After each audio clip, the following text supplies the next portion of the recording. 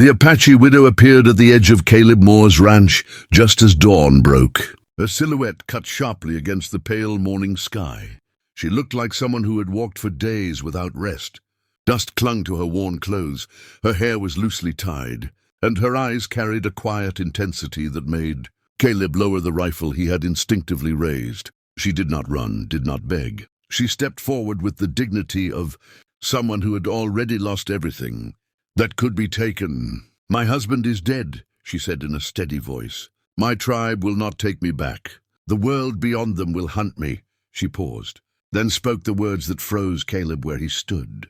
"Kill me, or be my husband." The wind moved through the dry grass between them. Caleb had faced gunmen and drought and grief, but never a choice like this. He studied her face, expecting fear or desperation, yet what he saw was resolve. This was not a woman pleading for romance or rescue. This was a woman demanding an end to suffering, one way or another.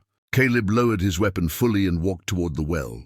Drawing up a bucket of water, he handed it to her without a word. She hesitated, clearly unsure if kindness was a trick, then drank slowly. As she did, Caleb learned her name was Naya.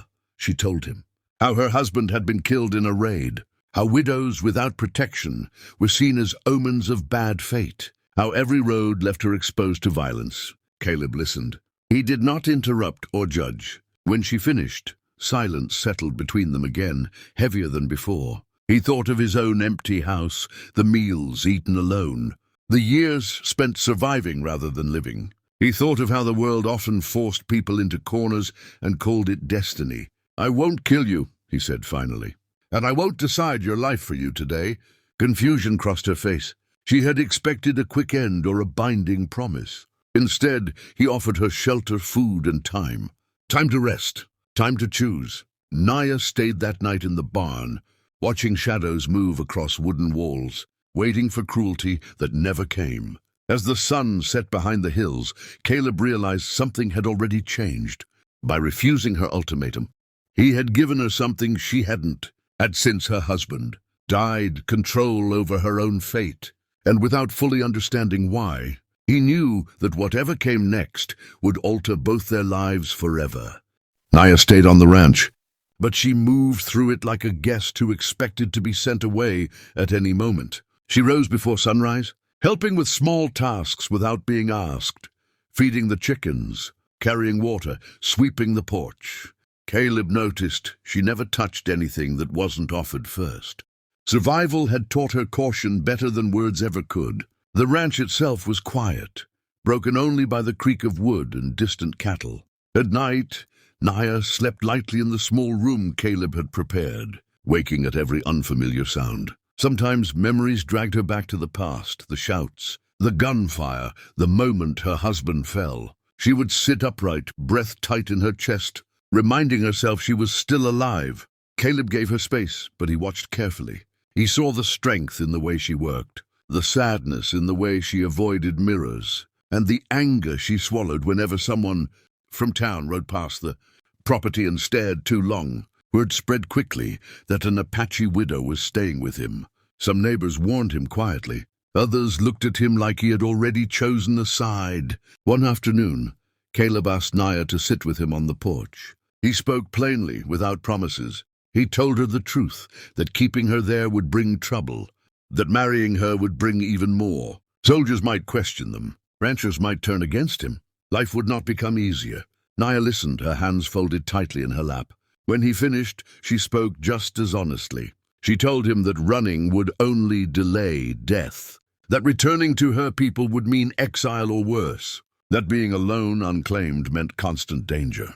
She did not ask for love.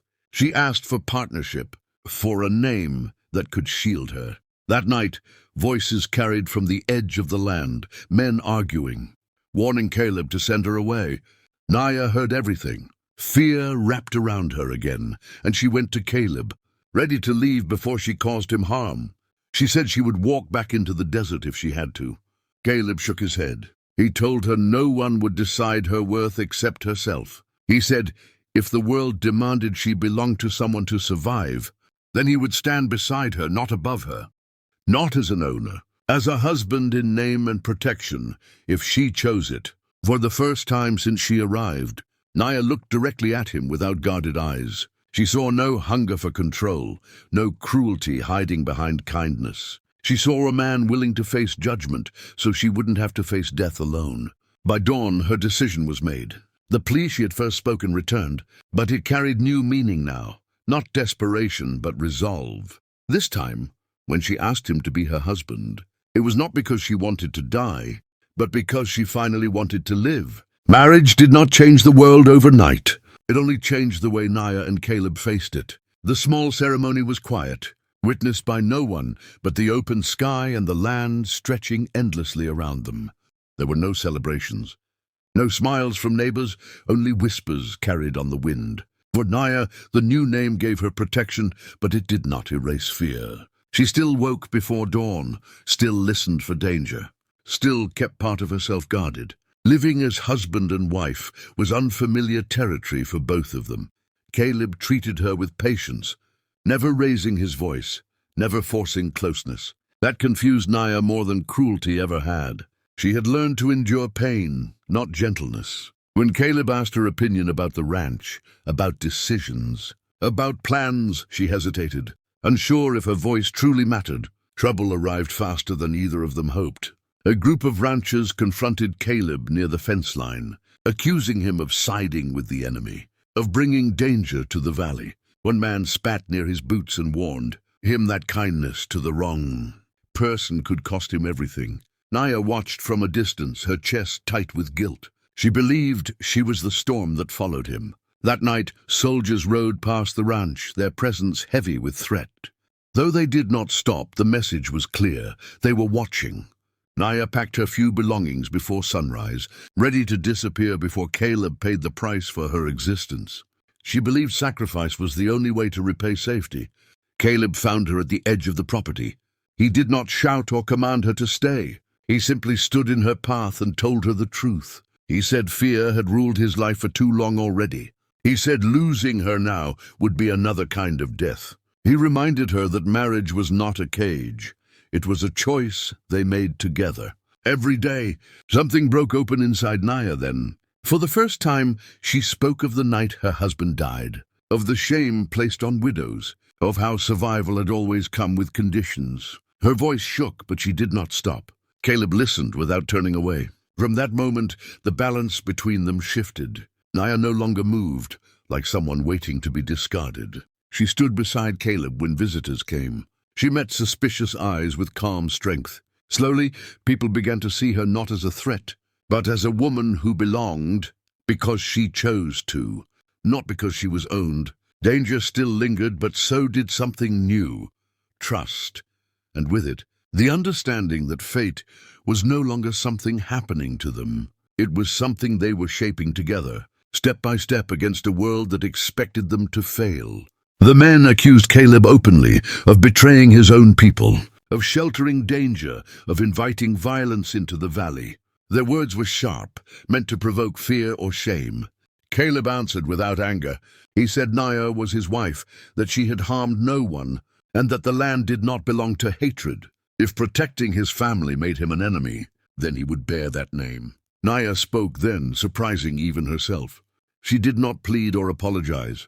She spoke of loss, of being forced into silence, of how the world punished women who survived when others did not. Her voice carried across the open land, steady and unafraid. Some of the men looked away. Others listened, truly listened. For the first time, the riders eventually left, not in agreement but without violence. The danger did not vanish that night, but something shifted. Word spread that the rancher and the Apache widow would not be easily broken. Fear lost some of its power when faced with quiet resolve. In the weeks that followed, life settled into a new rhythm. Naya began planting crops using techniques from her people, improving the land in ways Caleb had never known. Caleb learned her language, slowly and imperfectly, but with respect. Evenings were no longer heavy with silence. They shared stories not as confessions, but as bridges between two worlds. Naya no longer woke every night expecting to be taken or abandoned. She walked the land as if it knew her, as if it had been waiting. The name she carried no longer felt like a shield alone. It felt like a choice she had made freely. Caleb understood then that he had not saved her from death. He had simply refused to decide her ending. By giving her space to choose life, he had changed both of them. The woman who once begged for death now planned for seasons ahead. The man who once lived alone now shared his future. Their marriage was not born from romance, but it grew into something stronger. Partnership forged by courage, respect and defiance of a cruel fate. Together, they proved that destiny is not always written by blood or fear, but sometimes rewritten by the simple act of standing beside another human being and saying without doubt, "You are not alone."